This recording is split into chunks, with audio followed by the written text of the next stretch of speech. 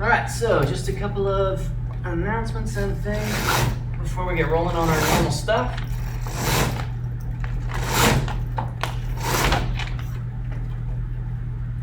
That's a little bit better.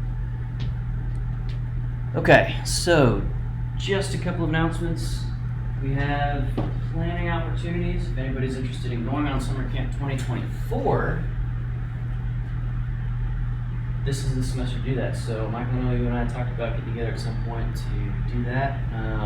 So if you have any inputs, either as somebody who has survived summer camp 2023, or somebody who would like to, provide any inputs or ideas on where we go, what we do, who we talk with, and so forth for 2024, then we are getting that together. So let me know outside of class, and we'll start setting up those meetings. It's just informal. Sit down around a table and look at some past itineraries and see what we might kind of tune up for the next year.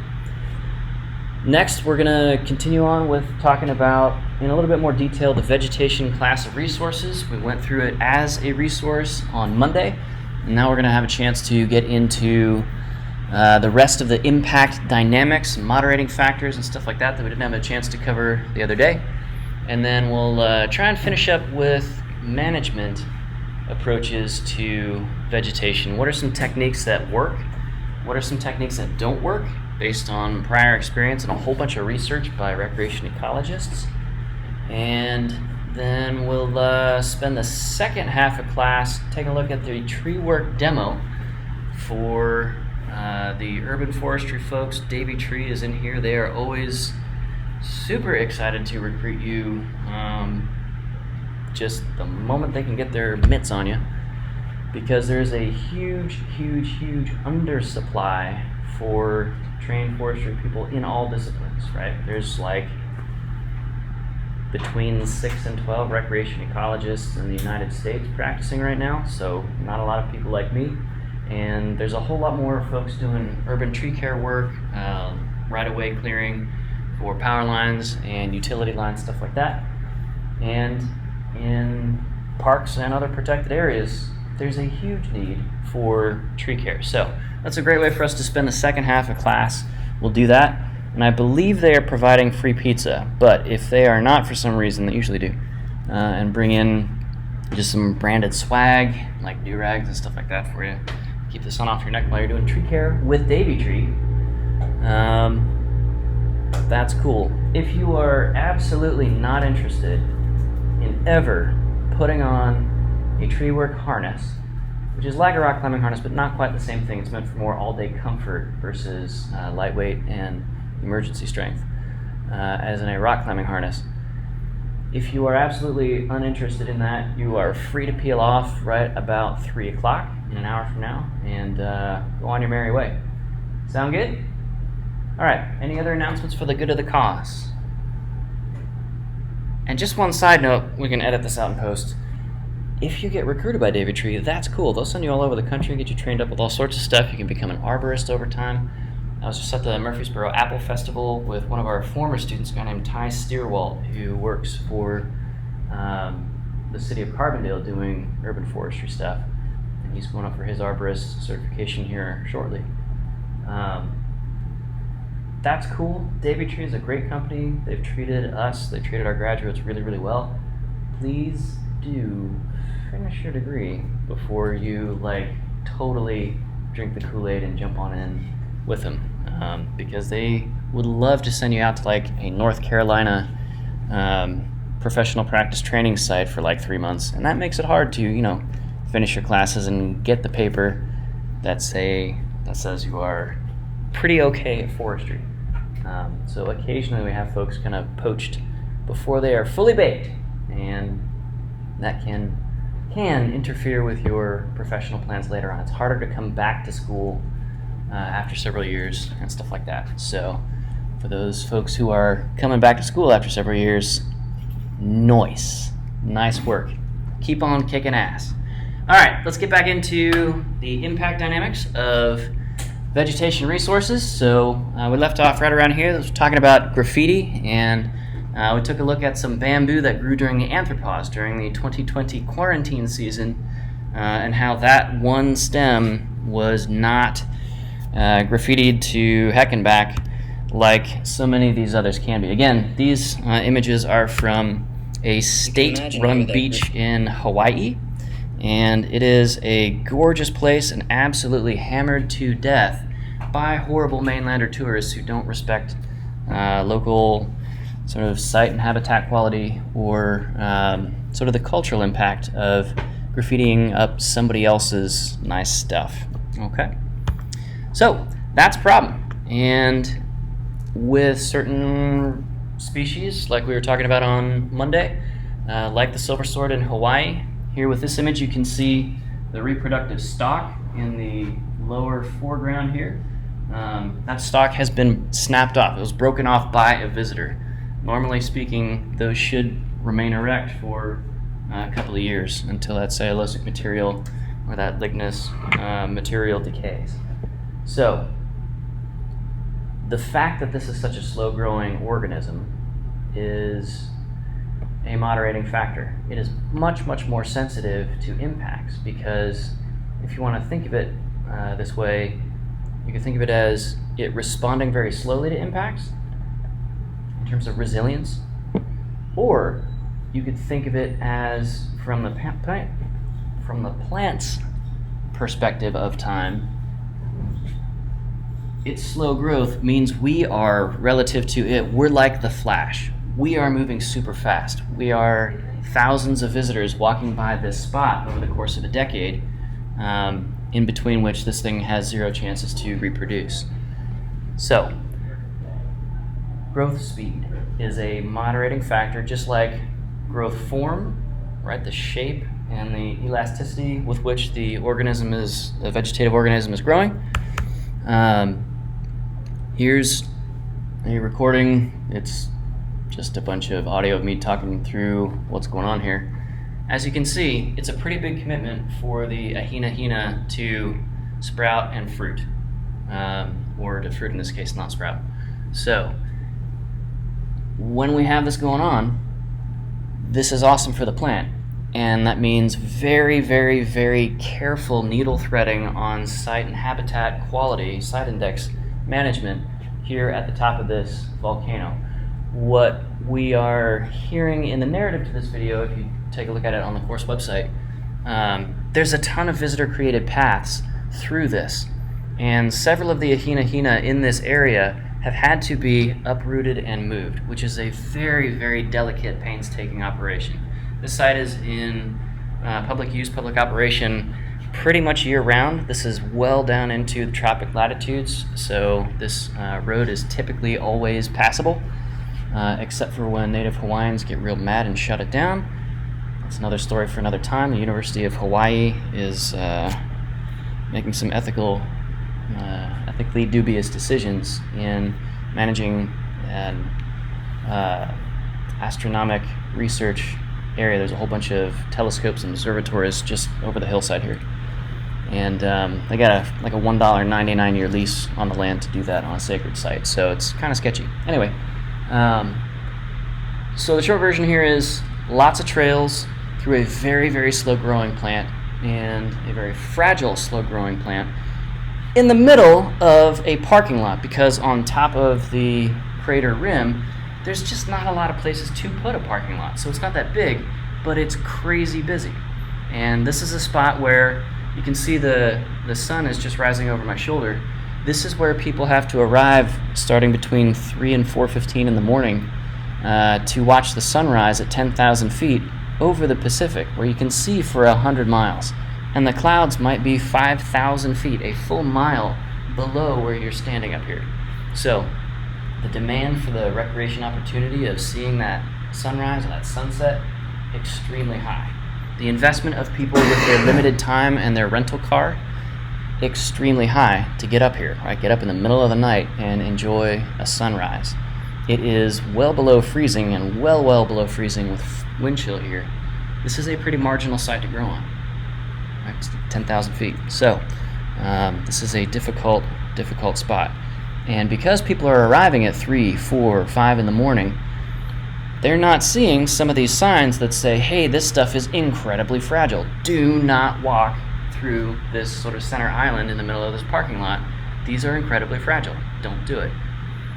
A whole bunch of people do it. In fact, right before recording this video, some people were doing it, which is what prompted me recording this video all those years ago.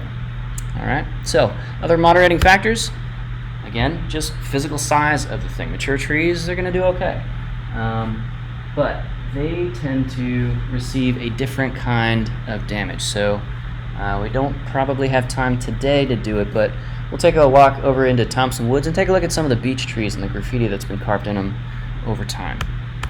So these are trees on a ski slope, and you can see how managing a ski slope with heavy equipment like snowcats to groom trails and so forth can, under incompetent management, lead to full-on tree destruction. This is not forestry, this is incompetence at its worst, right? So we're high up on a ski slope. This is at a saddle point along a ridgeline, so we have peaks and then saddle points at the bottom because it's shaped like a saddle. It opens upward from peak to peak, and then it opens downward from pass to pass, one side of the pass to the other. Okay? So these are trees in the crumhole zone. They are small. They might be hundreds of years old and 4, 5, or 6 feet tall.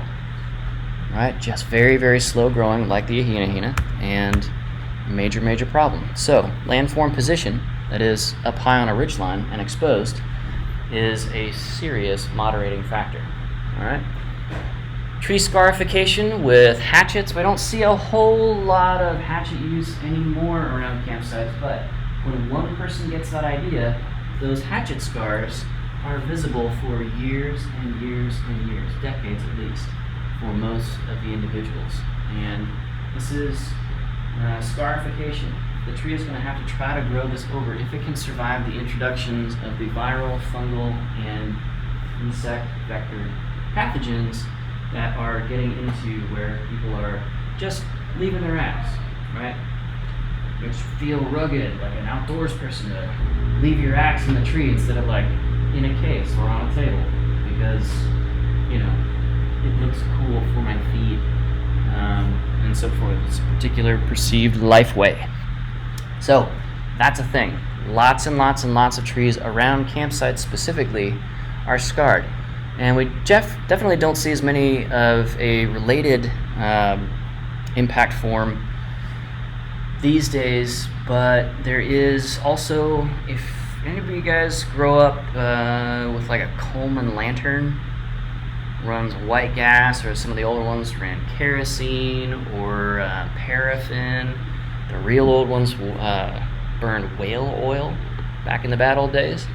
And those lanterns, as they are just glowing, essentially not open flames, but open embers, what's glowing is the red or white hot mantle, the non-combustible fabric of the lantern light there. And it's burning a lot of thermal energy out of that fuel source and burning it into the bark. So just like how we have sort of linear incisions with hatchets, or even worse, if somebody is trying to use a saw to cut down a tree next to a campsite, that's a problem sometimes.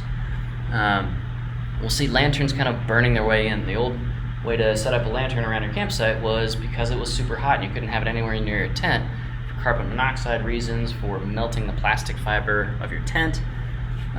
You just hang a big nail into the heartwood of the tree and then hang the lantern off of that. And in many cases, the lid of the lantern, which would keep rain off or sap off of it, would kind of burn its way in if it was touching the bark. It just gets real hot. So that's not much of a thing we see anymore with the advent of stuff like incandescent bulbs, and then more recently LED lanterns and stuff like that, and lantern lids you can get for your Nalgene and stuff like that turn your whole Nalgene into a light source. We don't see as much of that, but we still see the evidence 50, 60, 70 years on of people using lanterns. So one thoughtless night can lead to many decades of impacts along these particular vectors. And this is all 100% recreation related. So these are some of the usual suspects, and we really don't want those things to happen. We also have kind of the low-grade entertainment value, so to speak, of typically sapling to young mature trees, where it is still flexible enough to provide some sort of low-grade entertainment value. Okay? So this is an obvious problem for the tree. The whole point of climbing up that high is to get two branches small enough to flex and extend under some sort of kinetic rocking effort by the person. But it's also trampling the path to it. It's also snapping off branches on the person's way down. For those of you who are classic literature readers, there's a scene very much like this with Gandalf and the dwarves and Bilbo in The Hobbit. Except the only difference is there's a whole bunch of goblins and wargs, these wolf-like creatures, down at the bottom, and the King of the Eagles rescues them. Spoiler alert. Anyway, so this is a characteristic kind of impact. For dead down trees that may take a century or more, for a few rot-resistant species, it could be several centuries, to decay from down trunk status to essentially large organic molecules in the O2 horizon of the soil as individual molecules of organic matter. These also get very characteristic kinds of impacts. So if you've ever seen a dead down tree along the side of a trail, it's a very common sight, right? Sometimes well-meaning trail designers or trail crews will try to use that log as a coping line or a boundary, a visual boundary, if not a physical one, to say, hey, stay on the trail and just walk alongside this log. Well, people see anything that is flat and nearby, and they'll use it as a seat or a table or a balance beam or a graffiti site, bench, picnic cloth thing to spread out on, and really change the decay and nutrient resupply dynamics of that log. Where we see any dead down logs next to a campground, those are typically looted pretty hard for any kind of useful firewood. These make terrible firewood because organic material holds moisture really pretty well. So this is not seasoned firewood. This is nutrient exfiltration in a very bad way when folks are sort of attacking these logs for recreational use. And in more nutrient-limited forests, so higher elevation or higher latitude, these logs are crucial for the ongoing survival and balance of that ecosystem. So in many cases, we have here in the temperate Midwest, we might have kind of a gentle reminder in the big sort of wallboard-sized sign that says, hey, as part of Leave No Trace, only use dead down wood no thicker than your wrist. And then in some of these more nutrient-depleted or nutrient-limited sites like southern coast of Alaska, we might have a very specific set of fines and prohibitions attached to gathering dead down wood that is larger than your wrist. And the larger than your wrist guideline is set. Does anybody know why that is?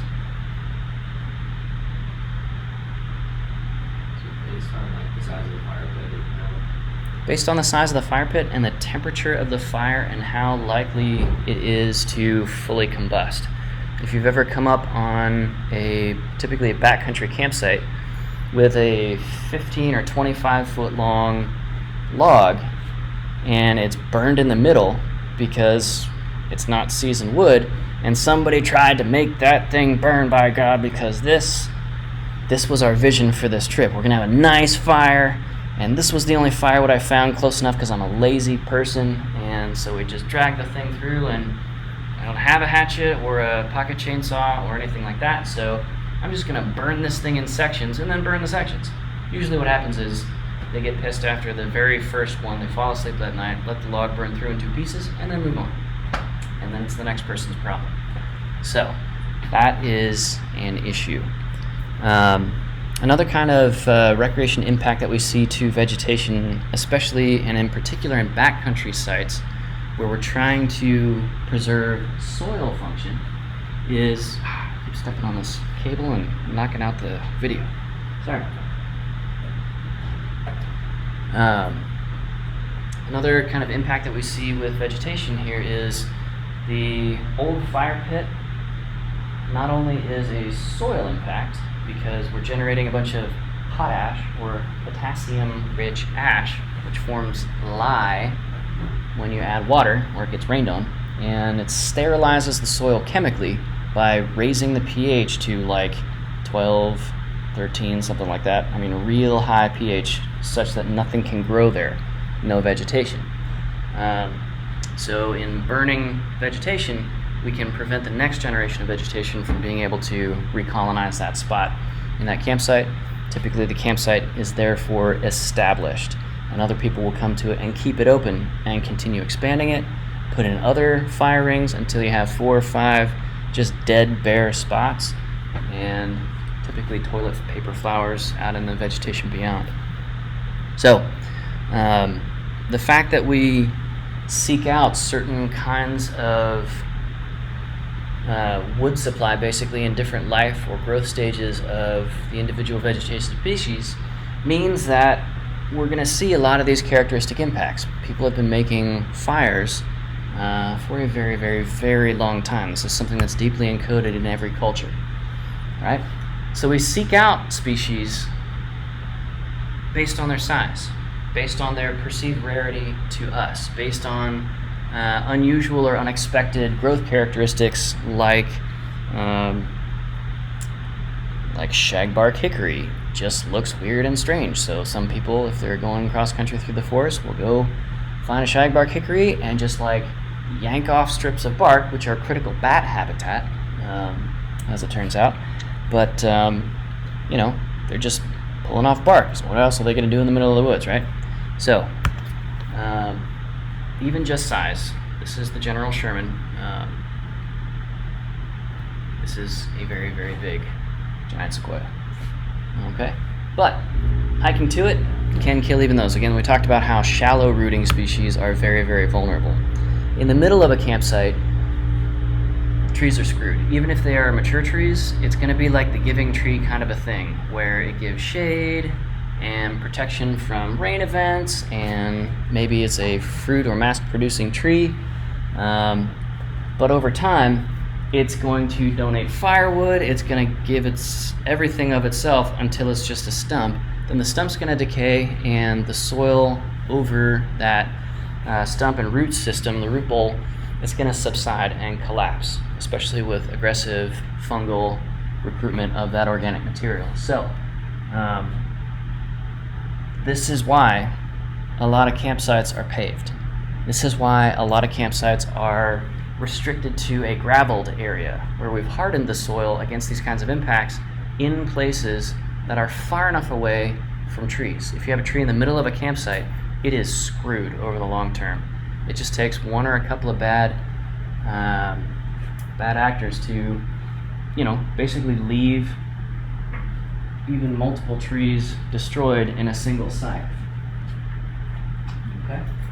Also, our camping as a function of vegetation height reduction, and then species infiltration, composition change, species composition, and then extirpation, exposing all that bare soil in the core of the campsite, typically around the campfire and the tent pad, and then growing outward from there as we trample away and continue to remove stuff.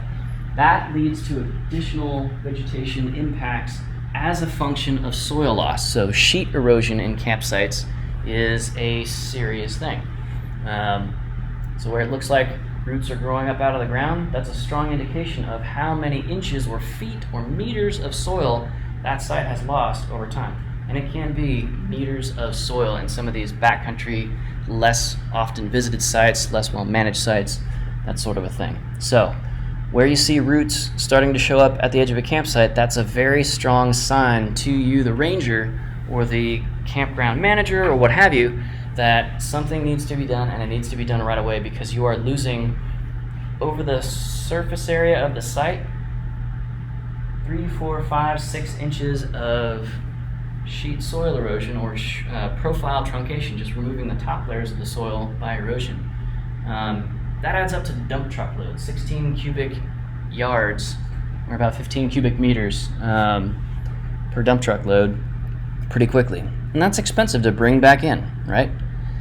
If you dump truck in, back up the truck and dump a bunch of fill back on this to sort of recap those roots and stuff like that, to rehabilitate the site, it's just going to happen again, because you haven't addressed any of the problems that drove that sheet erosion. You're just refilling in what's been lost so that it can get lost again.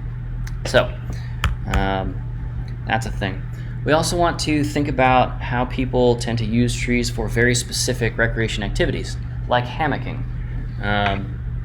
A lot of places have outright sort of banned hammocks because of rope burn. Now, it's kind of cropped out on top of this photo here. You can just see the very bottom wrap of, it's called a tree saver strap. Is everybody familiar with what those are?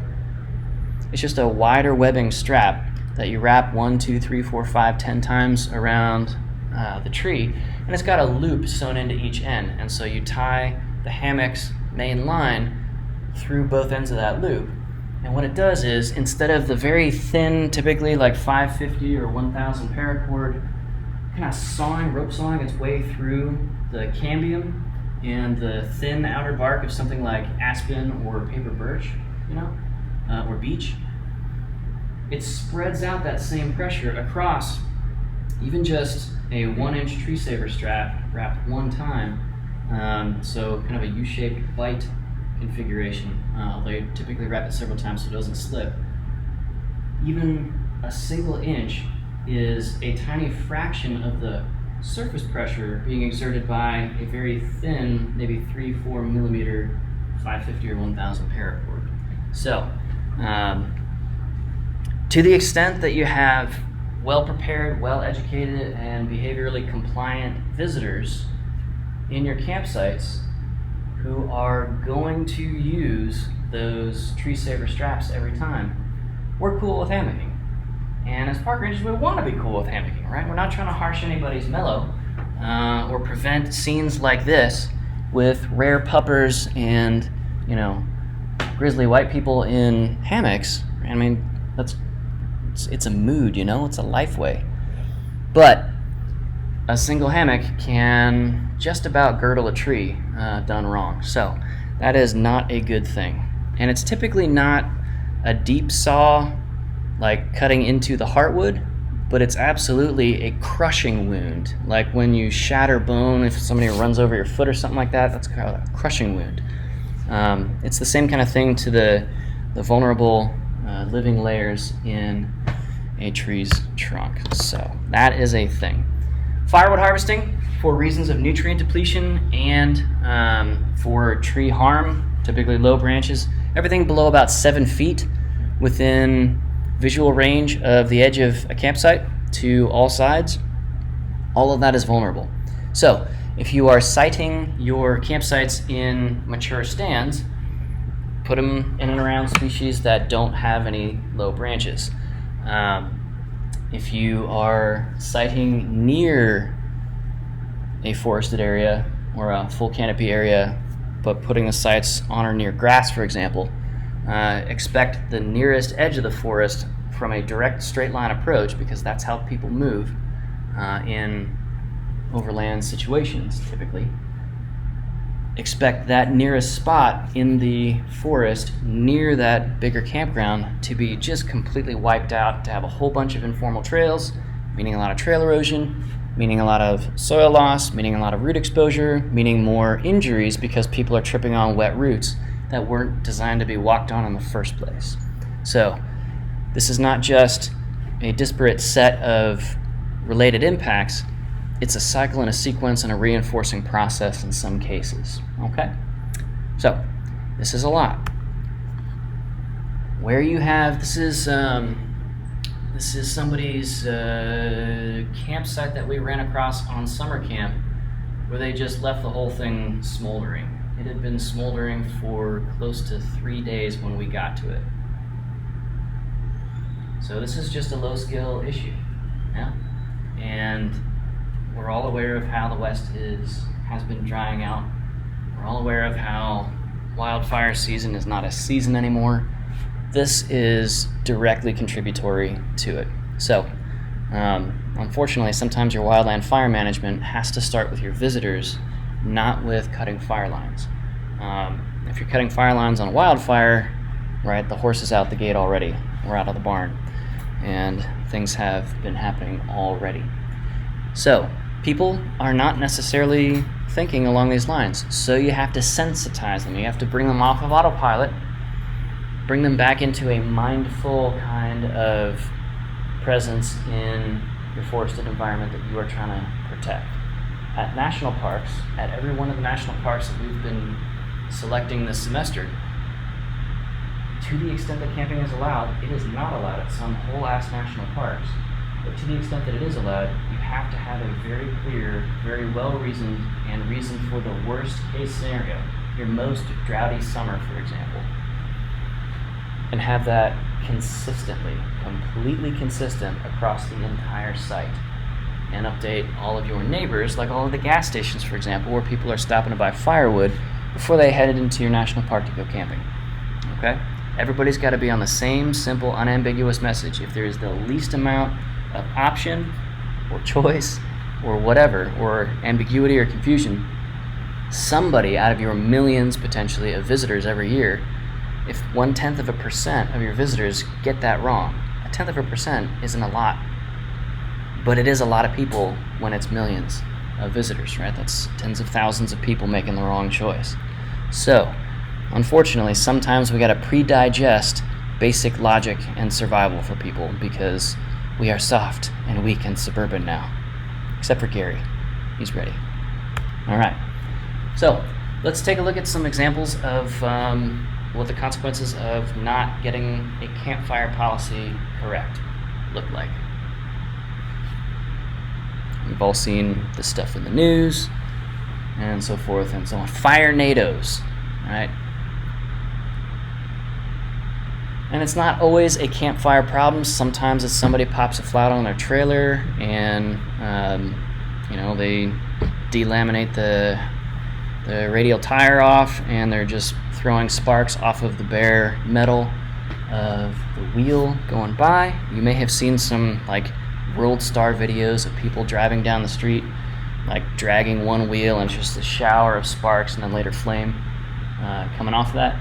It's not always campfire impacts, but it is often campfire impacts. That is always one of the first things we think about when there's a wildfire. Who was camping upwind or upfire? Okay? There are also issues of, on a recreational basis, people driving through your national park, if it has dry grasses, for example, at the roadside, west of the Rockies, and shooting fireworks like Roman candles out the windows of their moving vehicle. Or we've all seen the baby reveal wildfires, right? That's a thing because people are dumb and we don't deserve to survive. Okay? So, yeah, that is what it is.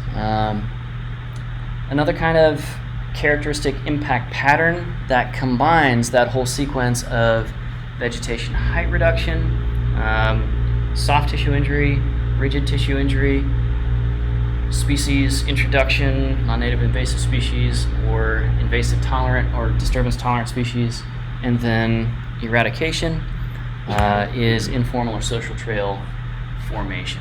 So this is all over the place. And this is because people want to see something cool and then walk towards it to see if it's even cooler up close, right? When we get to the wildlife section next, we're gonna see a whole lot of people doing really stupid things near dangerous wildlife because the immediate lizard hindbrain instinct of people is, me like that, walk toward. Or in some cases, as we'll see, grab your baby infant in arms and run toward the wildlife. But it's the vegetation that records that impact long term. Wildlife impacts on this are very, very transitory. as is the life of the person running towards the bear, for example. All right? So we're looking for path of least resistance, what looks obviously easiest for me as I do this, or in geographic or geosciences research terms, what is the least cost path, or LCM. Okay? This leads to habitat fragmentation. Some of your species on site may not be able to cross paths that your visitors have walked in. At Yosemite Valley, there are ants that are highly influential in the ecosystem and the resource cycling and distribution of Yosemite Valley. And they are basically in the sunny, very slightly shaded meadows of very popular use, like there's a meadow across from El Cap. There's dozens and dozens of them. And these meadows are absolutely crisscrossed with trails, to the point that you can see them from thousands of feet of elevation away in aerial photographs. And the ants can't or won't cross some of those paths because the creatures that predate those ants see them when they're out of the protective cover of the grassoids, the sedges and graminoids that are covering the rest of that meadow, and just pick them off one by one. It's like going to the supermarket, right? They get a lot of calories and nutrient value real quickly that way. And so, as it turns out, just walking a path through some grass can really change the structure and function of that whole ass ecosystem, because your arthropods, things like ants, can't negotiate across those paths. We're all familiar with like chopping up habitat with interstates and stuff like that, or running a highway through a park, or having a highway in an area that is later designated as a park, and all of the hit by vehicle wildlife collisions that causes, and all of that, and the risk to human life for that. But we got to think about all of the wildlife species present, because their vegetation habitat is destroyed in the area of those trails. Those parcels are broken up. Yeah? I was in Panda, or visited Panda this summer, and the thing that I thought was most surprising is there's a highway that goes through Panda. I thought that was really bizarre. Yeah. Yeah, so those vehicular intersections are responsible for millions and millions and millions of wildlife deaths every year. Like on a per state basis, millions per state.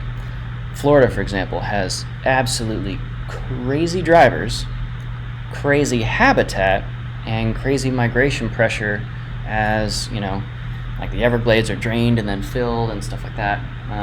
It's a lot to try and survive as a motile creature. So it's also an aesthetic impact and a releaser cue, that cue of, oh, there's probably something interesting at the far end of this path. Like, enough people have walked from where I am looking down this path to something at the other end. Well, let's go see what it is. I don't want to miss out. We came all this way to Yosemite Valley, for example. So this has a whole bunch of behavioral roots and management failure roots. To the extent that people think that your trail is too windy and not direct enough, they'll go direct. We have examples of that on campus here, where the sidewalks don't get you where you want to go, like as fast as possible. Just go straight through and trample through.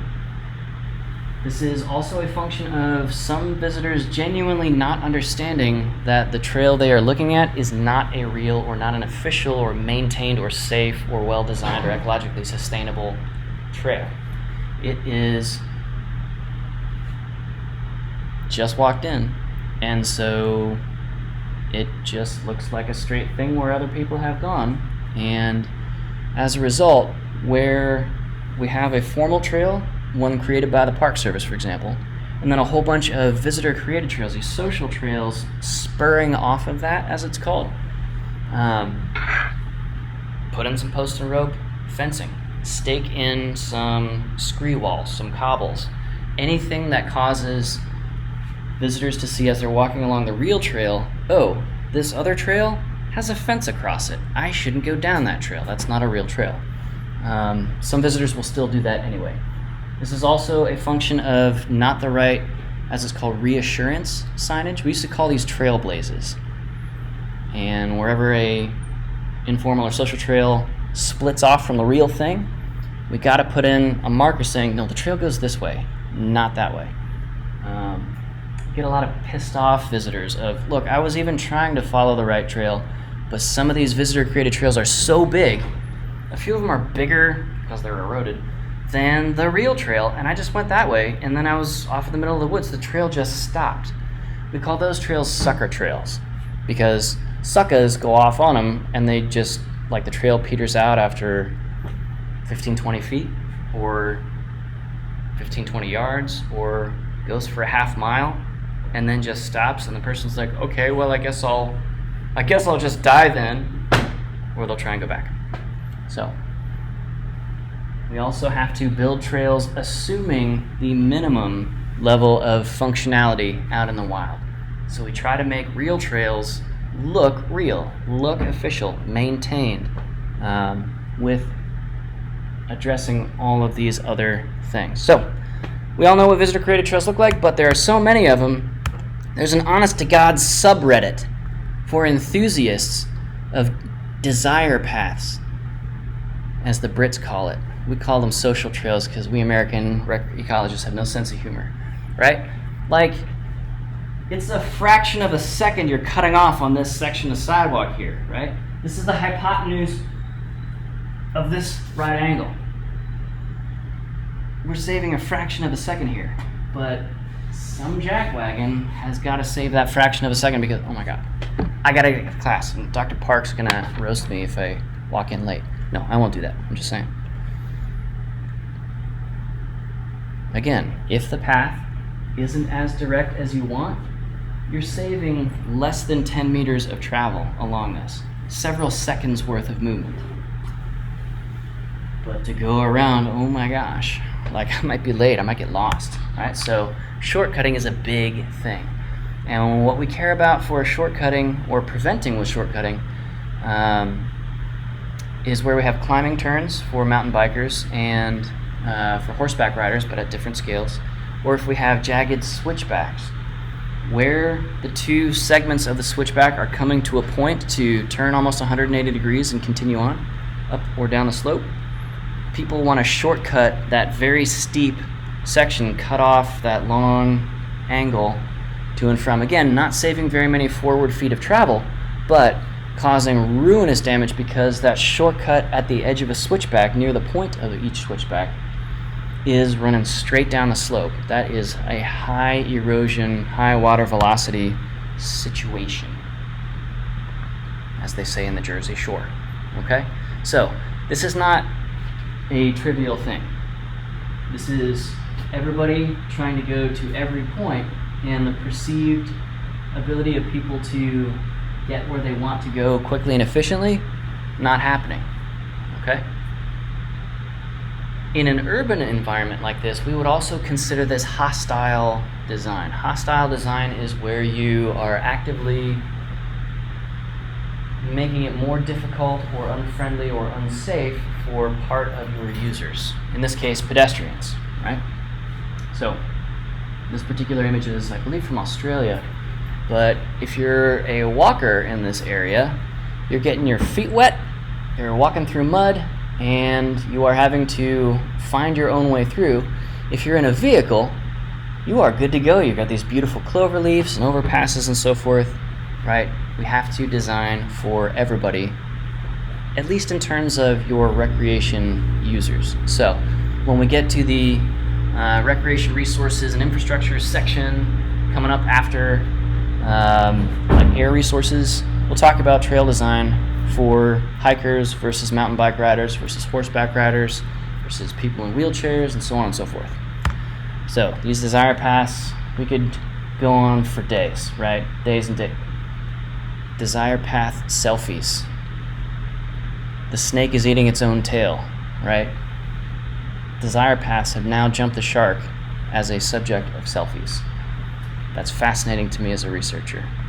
It's super boring to the rest of us though, so we'll move on. All right, these are genuinely everywhere, okay? One safety risk that researchers have identified with desire paths, getting hiked into national parks or local city parks or whatever, is basic existential safety for your visitors, particularly at night. So where your sidewalks may be lit and safe and quickly traversable, these desire paths are just walked in by people, so they're uneven. And if somebody is like fleeing an attacker while walking through a park at night, there's probably not a lot of streetlights or lit multi-use path infrastructure around these desire paths because the architects never designed that stuff in, right? So this was planned as nicely landscaped vegetation. There are no safety features here. So just like how we have a whole bunch of signs saying, hey, don't go through Thompson Woods at night. It's not well lit. It's less safe than going maybe 2 minutes out of your way around it, or calling for a ride from campus safety or something like that. We gotta keep in mind that our visitors are adding sections of trail that may be where rapes happen, okay? So we want to be on top of this kind of thing and shut these down where we can, just if nothing else, to keep people safe. So here is a video of folks. This is sunrise at Bryce Canyon. Going out each one of these, sorry my shaky cam video isn't high enough resolution, but each one of these sort of knife edge ridges has a visitor created trail down it. And the trail is at the top of a knife edge side ridge here, or shoulder slope. And then the trail itself is a divot that collects rain and snow and is therefore sort of mushy and less safe during precip seasons of the year. Not that precip seasons at Bryce Canyon are particularly substantial, but you don't want like muddy, dangerous trails on top of a knife edge ridge, and that's exactly where people want to go for that aesthetic, being out there and feeling like they're at the prow of a ship or something. Okay. Same thing at Grand Canyon. Like, that is a lot of trampled soil right at the canyon's edge. Understandably, people want to see the rim of the Grand Canyon and fan out along it to have their little piece of the vista. And what that does is it causes literally miles and miles and miles of these informal trails going right up to the lip of the cliff. Not particularly safe, not well managed. If somebody busts an ankle out here and one of their companions runs back to the ranger station, hey, my buddy has a broken leg and the bone's poking out. Where are they? Let's go get them. They're out on the trail. There's not a real trail over there, so now we have to search this whole ass section of miles and miles of visitor-created trails to find somebody, okay? So that is more dangerous for you, the ranger, as well as for the visitor. So trampling pressure is not just pedestrian. You want to keep in mind that a multi-ton vehicle is a lot of pressure, even if there's not a lot of ground pressure on each of the very soft, typically balloon tires, if it's deflated tires for sand travel or something like that. But we don't want to just point the finger at on-foot recreationists. Okay? Cool. So those are some of the impact patterns. Any questions on those? All right. Cool. Let's pause this real quick. We got about 10 minutes left before our tree climbing demo and pizza. So let's see, end the slideshow here.